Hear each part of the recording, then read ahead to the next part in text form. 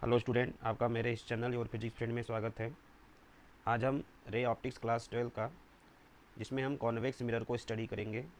आज हम convex mirror के वो सारे डायग्राम ड्रा करेंगे जो कॉन्वेक्स मिरर बना सकता है। और अगर मैं ऑब्जेक्ट की बात करें तो दो तरह के ऑब्जेक्ट हो सकते हैं, रियल ऑब्जेक्ट और वर्चुअल ऑब्जेक्ट। अब हम क्या करेंगे, हम कॉन्वेक्स मिरर के डायग्राम बनाएंगे और हमारा ऑब्जेक्ट जो है वो may be real and virtual.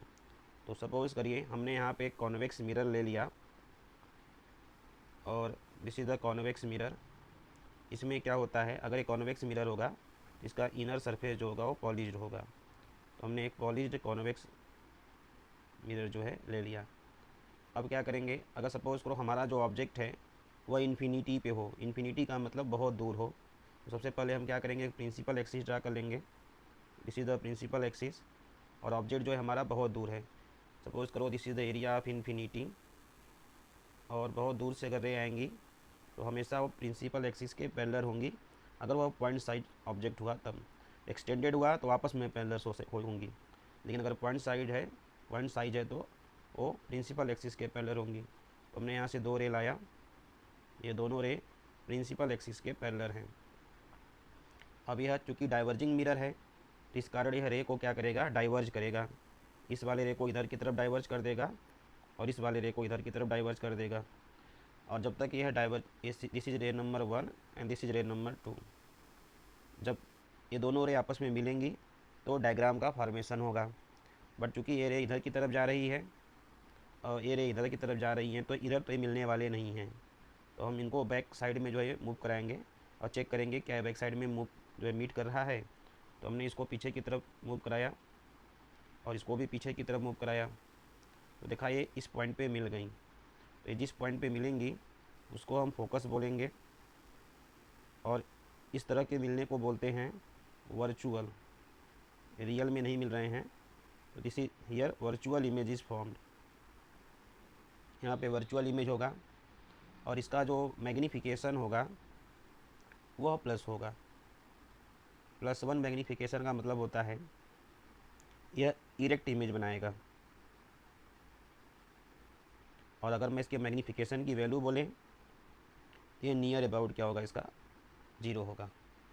तो अगर हमारा ऑब्जेक्ट कैसा है, रियल है, अगर मेरे पास एक रियल ऑब्जेक्ट है और वो कहाँ पे हो, अगर वो इन्फिनिटी पे हो तो कॉन्वेक्स मिरर में इस तरह से डायग्राम का फॉर्मेशन होता है।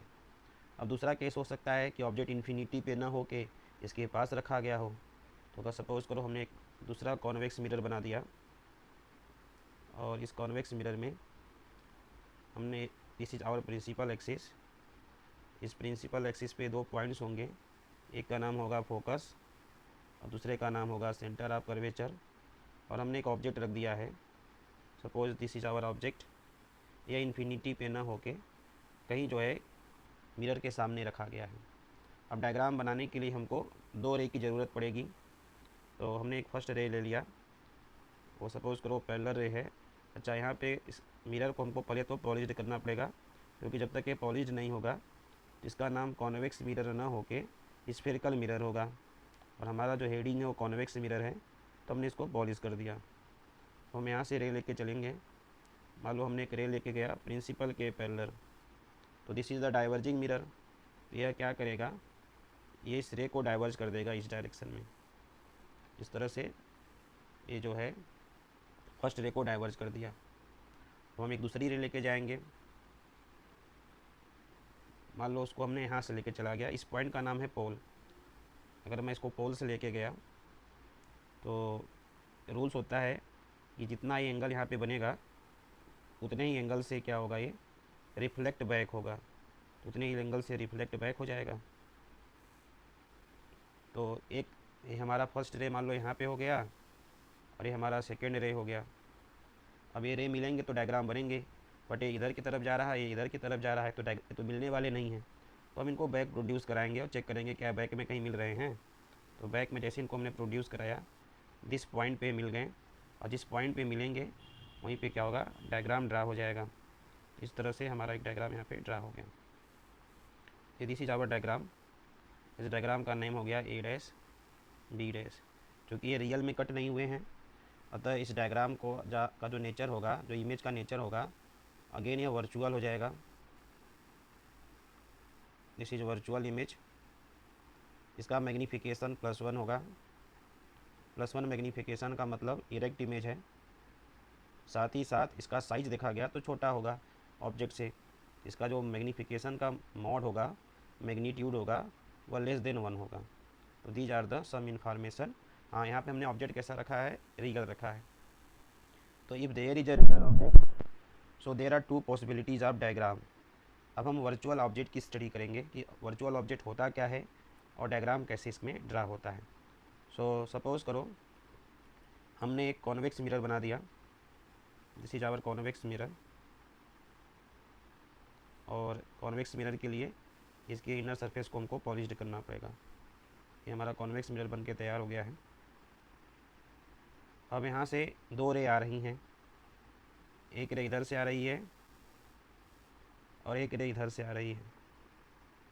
प्लीज़ इन रे को आप ध्यान से देखिए, क्या यह कन्वर्जेंट नेचर की हैं कि डाइवर्जेंट नेचर की हैं। तो हमने देखा कि अगर इस रे को हम पीछे की तरफ प्रोड्यूस कराएंगे, अगर इनको पीछे की तरफ प्रोड्यूस कराया जाए तो ये रे कहीं ना कहीं जाके मिलने वाली हैं। तो अगर इनको हम पीछे की तरफ प्रोड्यूस कराएं तो ये रे यहाँ पे जाके मिल गई। तो अभी जहाँ से आ रही होंगी, हमको तो नहीं पता है कि ये रे कहाँ से आ रही हैं, बट हमने देखा कि इनका नेचर कैसा है, यह कन्वर्जेंट नेचर की रे हैं।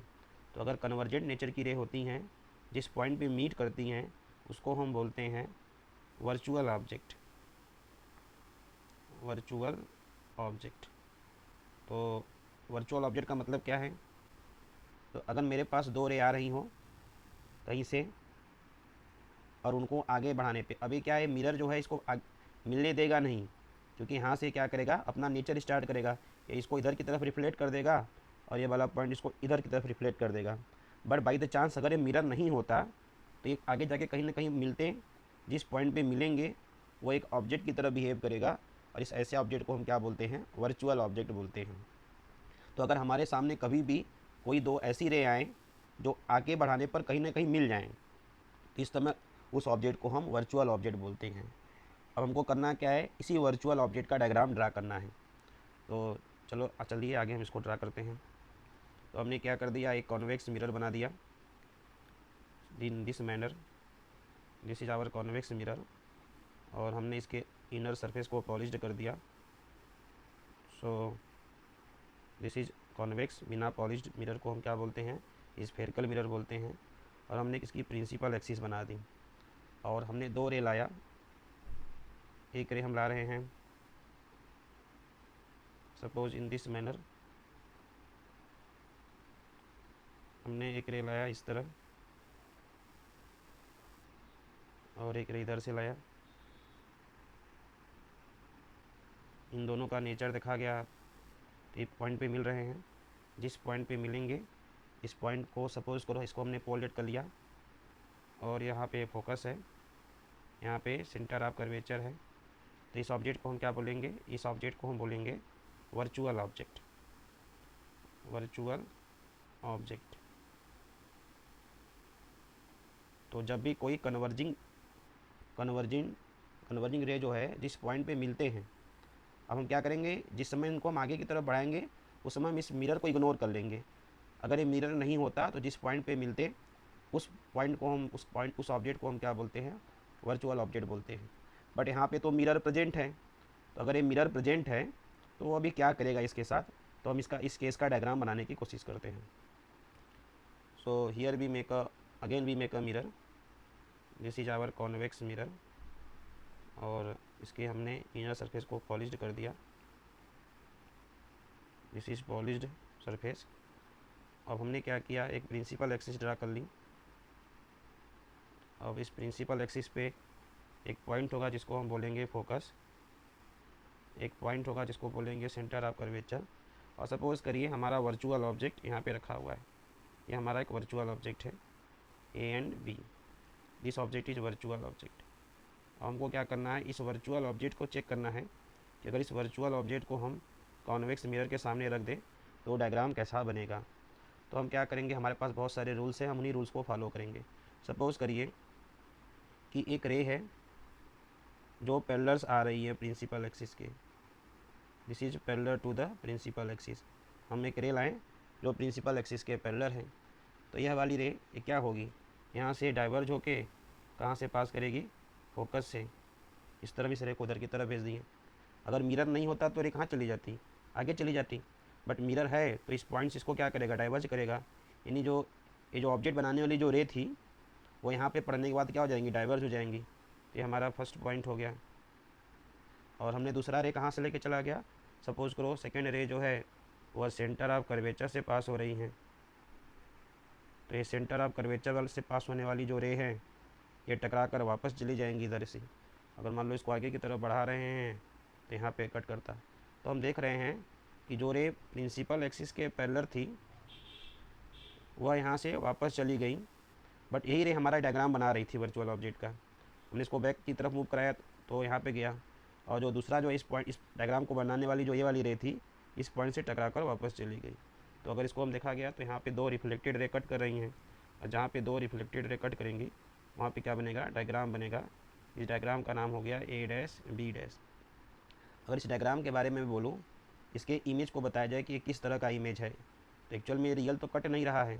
जब रियली नहीं कट रहा है तो इस इमेज को हम क्या बोलेंगे, इस इमेज को बोलेंगे वर्चुअल इमेज। तो यहाँ ऑब्जेक्ट भी वर्चुअल है और इमेज भी वर्चुअल है। ये वर्चुअल इमेज हो गया, दिस इज वर्चुअल इमेज। अब देखा गया कि इसका नेचर कैसा है, इसका जो मैग्नीफिकेशन वो कितना आ रहा है। इसका मैग्नीफिकेशन माइनस में आ रहा है, इसका मतलब ये इन्वर्टेड इमेज है। यह इन्वर्टेड इमेज हो गया। तो ये हमारा जो है वर्चुअल इमेज है बट इन्वर्टेड इमेज है। और मॉड ऑफ मैग्नीफिकेशन इसका कितना आ रहा है, तो मॉड ऑफ मैग्नीफिकेशन जो इसका आएगा वह लेस देन 1 आएगा। तो अगर कोई virtual object beyond centre of curvature of convex mirror रखा है तो उसका इमेज जो बनेगा वह वर्चुअल इमेज बनेगा बट इन्वर्टेड बनेगा और मैग्नीफिकेशन कितना हो जाएगा, लेस देन 1 हो जाएगा। चलिए एक और डायग्राम इसका हम ड्रा करते हैं। सो सपोज हमने एक कॉन्वेक्स मिरर बना दिया और हमने इसके इनर सरफेस को पॉलिश्ड कर दिया। दिस इज आवर कॉन्वेक्स और this is one principal axis.